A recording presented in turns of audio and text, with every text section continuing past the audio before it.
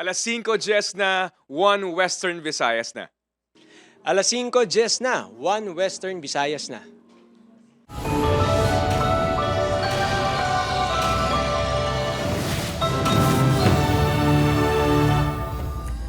Mga balitang atong tutukan subong nga Miyerkules, si Balom LGU ginaimbestigaran na kundi naghalin ang baho nga nahaklo sa mga estudyante. Masobra isa kagatos ka estudyante sa duwa ka bulutuhan sa Sibalom Antique naglain ang pamatyag matapos makahaklo sang baho. Pagpangawat sa motorsiklo sang 3 ka menor de edad sa Barangay Poblasyon, South Oton, nahuli ka.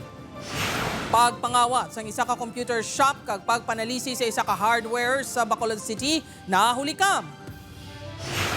Mga opisina sa 3rd floor sa new legislative building sa Iloilo City, ginaagawan sa pila ka departments ang LGU kag Vice Mayor's Office. Kag kuring gin-rescue sang Animal Welfare Group bangod gin-aligar gin-sakit sang 15 anyos nga dalagita sa Bacolod City. Ini ang GMA Regional TV, 1 Western Visayas. Maayong hapon Western Visayas kag Negros Occidental, masobra isa kagatos ka elementary kag high school students sa Sibalom Antique naglain ng pamatyag matapos makahaklos ang baho. Si Kim Salinas nakatutok. Ini ang sitwasyon sa pagresponde sang MDRRMO kag iban pa nga rescue group sa pila ka mga estudyante sang Pisanan National High School kag Pisanan Central Elementary School pasado alas 7 kay inasangaga sa Sibalom Antique. May mga nagkalalipong, nagpinot ang dugan kag nagsululuka matapos ginapahayag nakahaklo sang tuman ka isog nga baho. Bayabas. Baho-baho. Nagtamtamat nga daw isag rin na tanan. Raptaran tanan sa bilog nga kampus. Hindi man abing mahambar ka barangay, nung asa ka dya, wala pa kaming kamaan kung may nag-spray ba na or dahil sa wala naman yung chemical to. So, gina-demobilize natin sanda to investigate sa palibot. Aminado ang punong barangay nga nakahaklo man sang baho ang pila ka residente sa lugar. Apang wala man kuno sila nakapatigayon sang fogging kontra dengue kay inasangaga. Ginapamanaan ka mo, kag nag-spray ba kita first week guro to pa yun or last week ka man kami nag-spray kita ka para sa dengue. Kag sa kadya, wala na tumatabo ang mga spray. Sa masobra shin ka mga naglain ng pamatsyag, masobra 80 ang gindala sa Ramon Maza Senior Memorial District Hospital, samtang ang iba naman ginrefer sa Angel Salazar Memorial General Hospital. Ginsuspende ang klase sa duwa ka mga eskwelahan. Ginpapauli ang mga estudyante subong man ang mga manunudlo nga hindi apektado. Nagtukod na sang Special Investigation Team ang SDO para mahibaluan kung diin posible naghalin ang nahaklo sa mga estudyante. Similar sa Raten na guava fruit. Then sa mga gipamangkot man nanda sa vicinity at school, do kasi site na mga expired nga nagsungaw. Nagpasalig ang DepEd Antique kag ang provincial government nga ginatutukan ang sitwasyon sa mga estudyante sa ospital. Ang tugisan to ma'am to see the situation kag kung anong matugro nga mga bulig nga immediate para sa ating mga patients and also for our intervention plan. Iga pa idalom sa psychosocial intervention ang mga estudyante kag mga manunudlo nga apektado. Kim Salinas, 1 Western Visayas. Mga kapuso, 3 ka menor de edad na hulikam nga nangawat sang motorsiklo sa Oton, Iloilo. Mga imbolbado nga pamatanon may mga records sang pagpangawat sunod sa kapulisan. Si John Sala nakatutok, eksklusibo. Sa unang paglantaw sa ining nakuha sang CCTV camera sang Barangay Poblasyon South Oton, daw makabigan na aberya lang ang motorsiklo nga ini.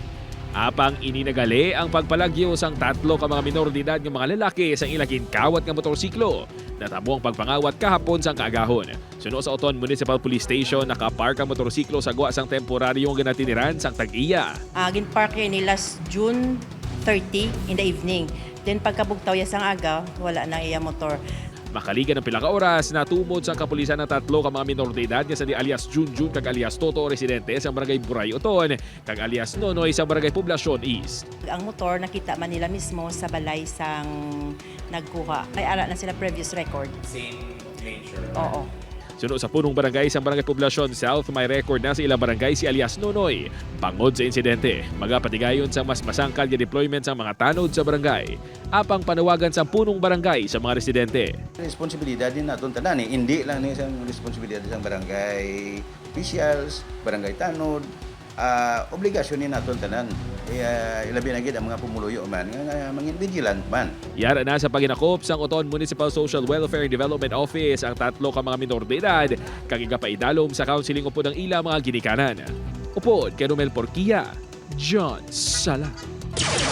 1 Western Visayas. Para sa dugang nga mga balita sa Negros kag Panay, mangin kaupod ta si Adrian Prietos. Adrian? Maraming nga salamat, Jerd, sa Bacol City mga kapuso hardware. Ginsulod sang grupo sa mga kalalakihan sa bahin sa Barangay Tango. Samtang sa Barangay Villamonte naman, pagpangawat sa isa ka computer shop na hurika. Yaring balita nga itong gintutukan. Sa CCTV footage nga ini sa sulod sa isa ka computer shop sa Barangay Villamonte, makitang babayi kag lalaki nga naga-computer. Apang pila ka minuto lang nagligad, makita nga mat-amat na ginakutis ang duha ang coin box. Ang mga sinsilyo, ginadiretso na sang duha sa ilabayo. Wala man nakahalatang iban nga nagagwa sulod. Sunod sa tag-iya sang computer shop, ang babae sa video, amo si alias Gang. Kaupod ang anak niya nga si alias Kim. Kasilingan lang man kuno nila ang duha. Aminado ini, nga wala niya na monitor sa CCTV ang gihos ang duha ka suspect sa among adlaw. Tuway ko kabalo, ari mo lang ko diyo. Kibot kami, katawag si kwan kami CCTV. Yang ang kumputeran mo na, hindi mo ginakuha na dalilaw. Kasi ko balo lang na kami. Yung sulod ko, lakatas lang dito. Oo, kung di ko kagiyo mo. Ang ako lang pala tani, tigulang na kami pala tani, ni isang panya ko. Tani pagtaha mo sila balahaw. Basi dugay na bala nga kuhit-kuhit, ginakuhit, ginadugin butagin nila, di bala sa ilang bayo. Wala na gin-report sa mga biktima sa kapulisan ng insidente. Hindi naman makita sa lugar ang mga suspect. Samtang, sa sini naman niya kuha sa CCTV sa sulod sa hardware sa Barangay Tangob. Makita nga nanaog ang grupo sa malalaki sa duha ka separado ng motorsiklo. Ang duha sa mga ini, nagpakuno-kuno ang customer. Samtang ang duha, makita nga nagdiretso na sa likod niya bahin sa balaligyan. Wala na, nakuha sa CCTV ang pagkuha sa mga ini sa bag sa nagabantay nga babaye. Si Manang, wala bala naka-notice nga ang isa galit ng sulod kag nag-co-op da siya biyo. Nag-co-op da sa balada yung gate. Nakita, bata paano? Nakita itang bag ni Manang nga daw galabaw. Oo, opo din sila sir. Kaya pag kuha sa bag, dalagan sila tanan. Kaya dila nakapark na yun ang motor nila. Nataban man sa kawatan ng bag ang nga may mga unod nga cash, dokumento kag iban pa nga personal nga gamit. Gin-report na sa kapulisan ang insidente. Yung mga CIDG kita nga nag-investigal parallel man sa aton. So, unlike sa social media, for publicity lang muna siya, abi. Hindi man na siya makasulbar sang kinawatay. Opo, Kiril Casillo, Adrian Prietos, 1 Western Visayas. Mga kapuso, Vice Mayor's Office, kapila ka departments ng Iloilo City LGU ginaagawan ang mga opisina sa 3rd floor ng new legislative building. Inayang gintutukan ni Kim Salinas live sa Barangay Barrio Obrero, Lapus, Iloilo City. Kim?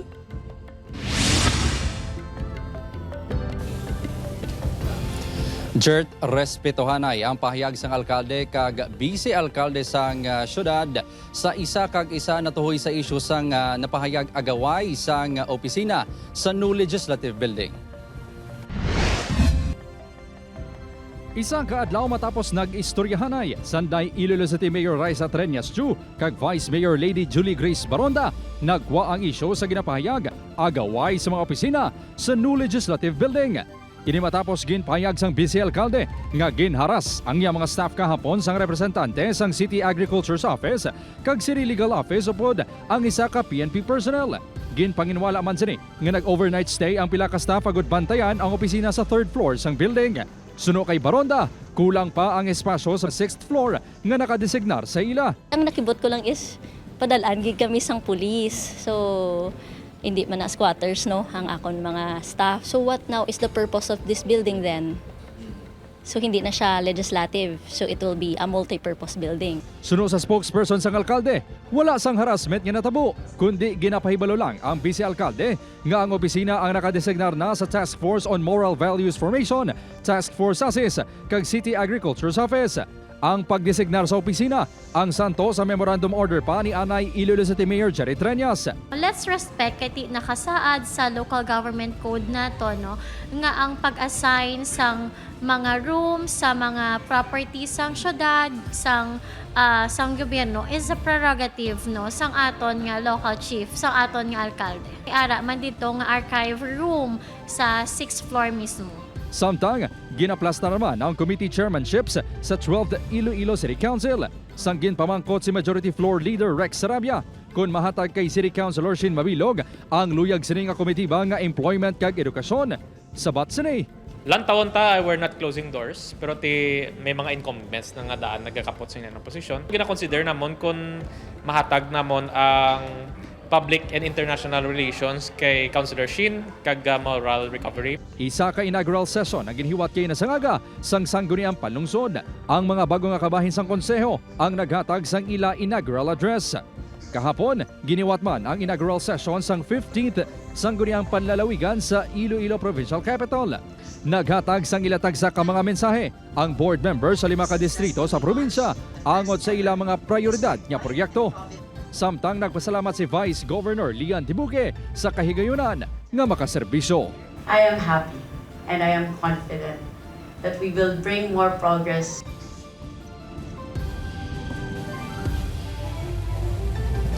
Jert, naghatag sang assurance ang alkalde nga pagitaan sang paagi ang concern sang vice-alkalde suno sa iya spokesperson. Suno naman sa vice-alkalde nga kung hindi gid nila ma-insist ang ila pwesto sa ginaagawan nga opisina hindi ni makapugong sa ila paghatag sang serbisyo sa publiko. Jert? Madamo ganyan salamat sa update, Kim Salinas. O kaluoy, mga puso ko rin ginaligargin sakit sang isa ka minor de edad sa barangay Tango, Bacolod City. Ginkuhaan pa sa video. Nakatutok Aileen Pedreso. Makita sa sining nga video nga kaangay nga daw naga-vlog lang ang ini nga 15 anyos nga minor de edad nga dalagita sa sulod sa Ilapuloyan sa barangay Tango, Bacolod City. Samtang nagahambal, hinali na lang sini nga ginbutong ang gamay nga kuring nga nagapanago sa idalom sang ila dapog. Nagkuha pa ini sang kutsilyo. Gindala sang dalagita sa gwa sang ilabalay ang kuring. Kag sang ulihi, ginhaboy sini ang kuring. Ginkaalarmas ng pila ka netizens ang akto matapos ginpost sa social media ang ginaaligar pagpanakit sa kuring. Nakakuha sang kopya sang video ang barangay kagilayon ginimbestigaran ang natabo. Istorya sang akon mga staff kag kagawad nga bawal magsakit sa mga sabagat even ido kay so gin painchindi nga pamilya. At according sa akon kagawad gin kagat sa kuno. Gilayon gin-rescue sa isa ka animal welfare group sa Bacolod City ang kuring. Ila natalupangdan nga may mga pilas ini sa lawas. May ara siya mga pilas sa iyadlongkan nga do di lang ta sure no pero magdugin utod-utod bala ang iya nga whiskers amo gining dukano kay ang iya whiskers balanon bala nga do sign nga ginsunog siya pag-abot di uhaw gid siya. Na-interview sa GMA Regional TV 1 Western Visayas ang dalagita, upod ang iya iloy. Aminado ini sa pagsakit sa kuring. Ang gulpiada sa nagsaka sa kon, nakarusan niya ko, daw nagdulong, panulukan ko. Sa gikarosya ko, daw gingkwa ko sakag, daw nasa kainitinit ko siya, dito ko na daw ginlampos-lampos ko sa wala ko yung intensyon niya nga patsyon tong kuring. Sa karon yara na sa maayong nga kahimtangan ang kuring nga ginpangalanan sang grupo nga si Matilda. Nagpangayo sang pasaylo ang dalagita sa iya nangin akto. May makubi ka balo ka batas bit sa kainit ko lang bala sa karos bisa. Pasensya gid sinyo sa mga nahimo ko nga ginaboy-haboy ko ang kuring. Ang pasensya lang niyo akong bata. Hindi yan na paghimuon liwat. Yara na sa paghinakop sang animal welfare group ang nasambit nga kuring. Upod kay Ruel Banggoy, Aileen Pedraso, 1 Western Visayas. Ini ang GMA Regional TV, 1 Western Visayas. Mga kapuso, LTFRB 6 sa pulon pa ang tagdumalahan sa Transport Cooperative nga naguntat biyahe ang mga driver kahapon antes papanaugan sang show cause order. Si John Sala nakatutok. Pagpangayuan sa LTFRB 6 ang patagang tagdumalahan sa Mitscoop na tuhoy sa paguntat biyahe sang 152 ka mga empleyado sa kooperatiba nga nag-ooperate sa 76 ka mga units ang modernized PUJ kahapon. Ang protesta sa mga empleyado na tuhoy sa incentive sa service contracting humalin Mayo 11 tubtob Hunyo 9 nga wala pa mahatag sang kooperatiba. We will call them up for a conference lang, siguro preliminary conference before we go to the issuance of the show cause order. Nagbalik biyahe na subong adlaw ang mga nag-strike kahapon. Ginalauman sa mga driver nga mahatag na subong asimanang ilang gina-claim. Apang suno sa chairwoman sang Mitscoop, wala inisang may ginbuyan nga pinal nga petsa kung saan ma-release ang ila incentives. Wala man sang specific time nga ginhambal sa ila nga sa Sabado ina. Ga-appeal lang ako sa ila nga base hindi na siya mahatag. Tungod nga wala kami sang budget nga para dira. Sa Piak City, wala naman sang plano pa ang mga driver kag pao nga liwat mag-untat biyahe. Apang panawagan nila sa ila chairwoman. Kung palangga niya pa ang mga driver kag pao, kung ano yung inaingyo namon kay para man na sa kayuhan namon, tagamon man na kinagudlayan. Dispon na niya lang, tugin na niya lang kami. Nahibaluan nga ang pondo sa service contracting incentive ang magahalin sa LTFRB 6 apang hindi pa ini sa karon ma-release ang ahensya. Wala pa na mapurbahan sa office. Kaya may mga discrepancies pa sa reports na halin sa co-op at sa records ng ilang service provider. Upod kay Romel Porquia, John Sala. 1 Western Visayas.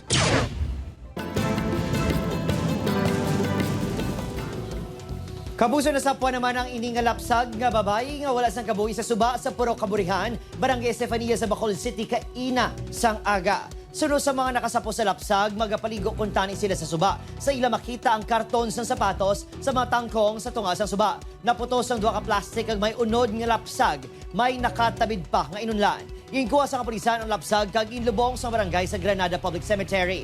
Nagapadayon pa ang pagtumod sa naghaboy sang lapsag.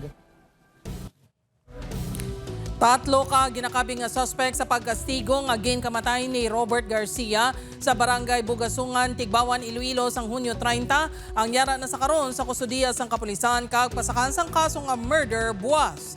Ginkilala ang 3 ka suspect nga sanay alias Nervin, 30 anyos alias Andoy, 67 anyos kag alias Aying, 39 anyos, Lunsay, taga Barangay Danao, Tigbawan, Iloilo. Sunod kay Captain Alfred Mansoy, may isa pagid ka suspect nga ginapangita pa sang kapulisan.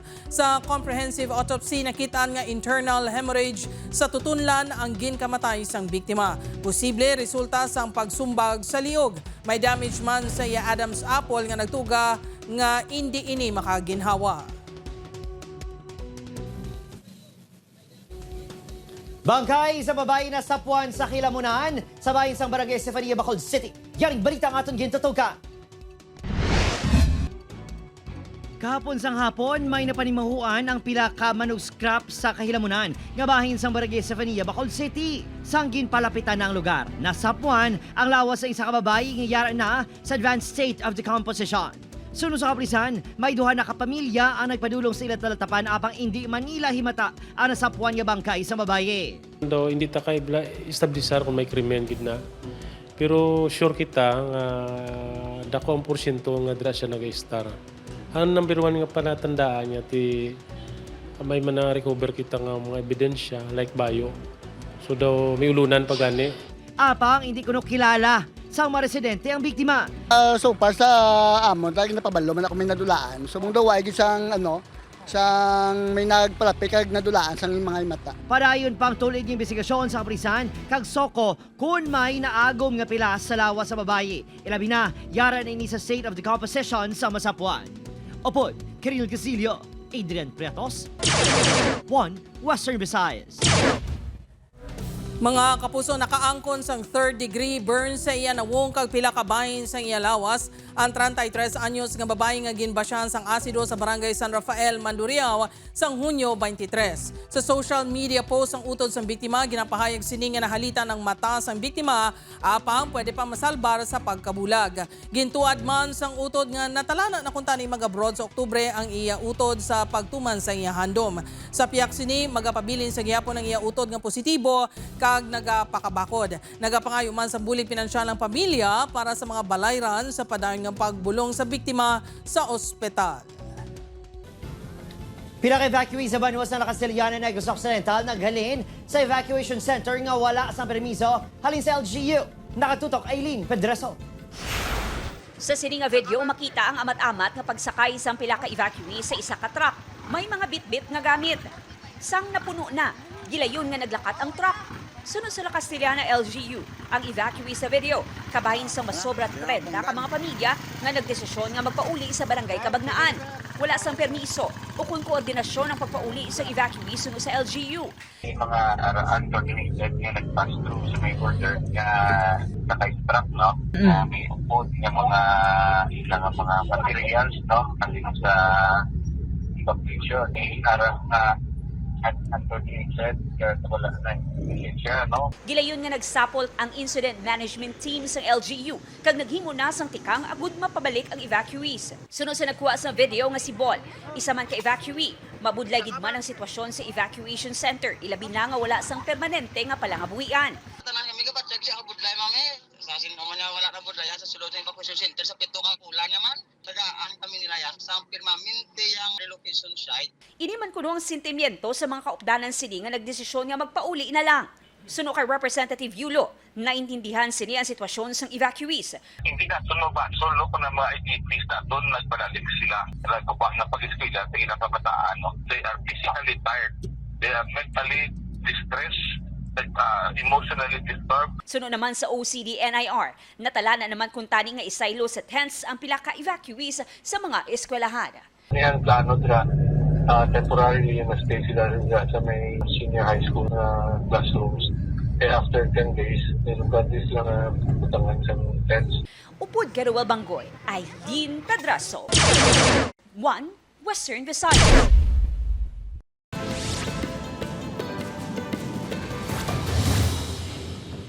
Nagkalabuka ang Crystal Door kagiban pang kagamitan sang printing shop sa barangay Talubangi, Kabangkalan City. Sa ginapahayag ginabuyan sa Granada. May na-recover ang kapulisan nga isa pa ka Granada nga wala naglupok sa lugar. Gin-dispose na ini agad hindi na makapanghalit pa. Padayon pa nga ginaimbestigaran sang kapulisan kung sino ang may kahimuan sini. Ginbawian sang kabuhi ang 37 anyos nga si alias Jerwin. Matapos gintiro sang wala pa makilalan nga sospetsado sa barangay Biak na Bato, La Castellana, Negros Occidental. Santo sa investigasyon sa kapulisan, nagwa sa ibalay ang biktima sang gintiro sa mga suspect nga ginapahayag naghalin sa kampo. May ginatutukan nga persons of interest ng kapulisan. Away sa duta ang isa sa mga ginalantaw nga anggulo. Patay man matapos gintiro sa sulod mismo sang ibalay ang 64 anyos nga tricycle driver nga si Enrique Bertucio sa barangay General Luna, Toboso, Negros Occidental. Santo sa investigasyon sang Toboso Police. Nagatindog sa ilabal ko na ang biktima. Sang hinali na lang ginsulod sang tatlo ka wala pa makilalan nga sospetsado kagintiro sang makapila ka beses. May ginatutukan na nga persons of interest ng kapulisan.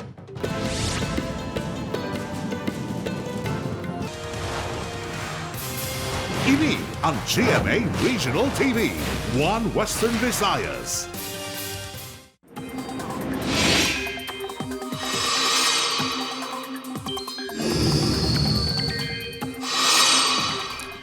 Mga kapusod, ako nagid ang tsansa nga mangin bagyo ang low pressure area nga yara sa sulod sang Philippine Area of Responsibility. Ulihi ini na si Platan, 230 kilometers sa sidlangan sa Tuguegarao City, Cagayan. Sunod sa pag-asa, anuman nga oras, posible ini nga magbaskog kag mangin bagyo. Kung madayon, pagtawgon ini nga bagyo Bising. Base sa datos sa Metro Weather, may tsansa sang ulan sa Western Visayas. Lakip na ang Aklan, Capiz, Antique, kag Negros Island Region. Posible man ang pagulan sa nabilin nga bahin sang pungsod. Mga kapuso nagapadayon ng proof of purchase promo sa GMA. Ang kapuso Big Time Panalo Season 3. Upod ang mga bago nga nagahatag sa Big Time papremyo nga sa Kuya Kim kag Mikey Quintos. Mga manugbakal kag sari-sari store owners ang pwede magpadala sang entries kag may chance nga magdaog sang temprano nga pamaskwa. Masobra 11 million pesos. Ang ipanghatag lakip na ang 7 ka 1 million pesos para sa maswerte nga bumalakal kag sari-sari store owner sa Grand Draw. Ang official sending of entries ang tubtub pa sa July 11, 2025. Pwede maghulog sang entry sa masobra 1,000 ka participating Mercury Drug Pure Gold branches, GMA Regional TV kag radio stations nationwide. Maghalong sa fake news, fake Facebook accounts o kung scam texts. Magtutok lang sa GMA o kung i-follow ang GMA Promos Facebook at TikTok pages o kung magbisita sa microsite sa GMA Promos para sa complete mechanics kag announcements.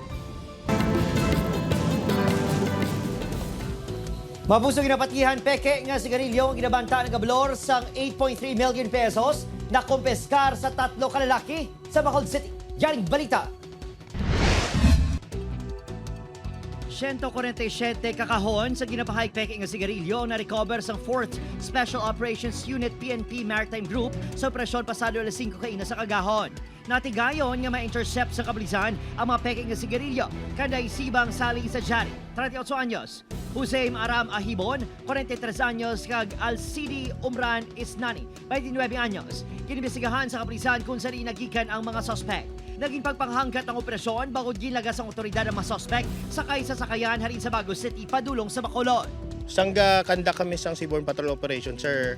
Nakita namon to, sir, gilagas namon, but since nga intelligence driven ang amon nga operation, we did not utilize our high-speed tactical watercraft. Nadakpan ang 3 ka mga lalaki apang sakayan madasig nga nakabiya sa lugar matapos gindagdag ang makinarton niya sigarilyo nga nagablor sa kapin 8.3 million pesos.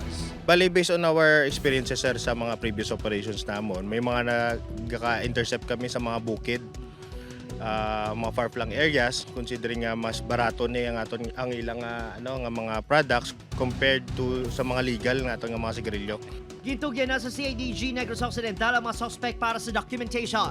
Magapatubang mainisang kaso kapag lapas sa Republic Act No. 10863 ukon ang Customs Modernization and Tariff Act kag Republic Act No. 10643 ukon ang Graphic Health Warnings Law ang mga arestado. Nakompeskar sa Pavia Police Station ang isang karton sa sigarilyo nga ginapatihan peke. Suno kay Major Jose Nemias, Pamplona, hepe sang Pavia Municipal Police Station. Nakabaton sila sa reklamo halin sa pila ka mga tag-iya sang Tiangge nga ginabaligyan sa suspect nga ginkilala kay alias Jobet sang San Dionisio, Iloilo. Magluwa sa Pavia, nag-ooperate man kuno ini sa Santa Barbara. Natigayon nga madakpan ang suspect sang Lunes, Hunyo 30. Ginaikot na subong sa Pavia MPS ang nagkakaigo nga reklamo nga ipasakabatok sa suspect. Ini ang gin-release matapos mag-lapse ang regulatory period. Opod, Kiril Casillo, Adrian Bretos, 1 Western Visayas. Avisala mga Encantadix, kompleto na ang brilyante checklist ni Kera Mitena Rian Ramos. Manatili ka sa akin, brilyante ng apoy!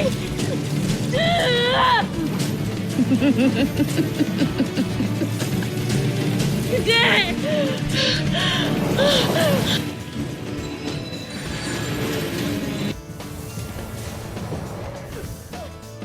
Ini matapos maagaw ni Mitena ang brilyante ng apoy kay Perena Glyza de Castro.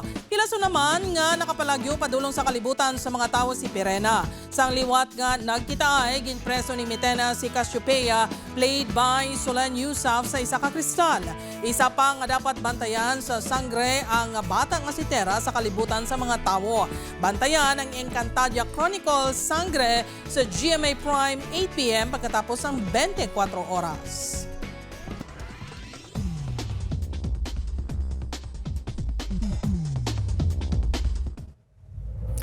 Mga kapuso, ako si Gertrude Charlatan. Ini ang 1 Western Visayas, bugos nga puwersa para sa mas dako nga misyon kag mas masangkad nga pagserbisyo sa pungsod.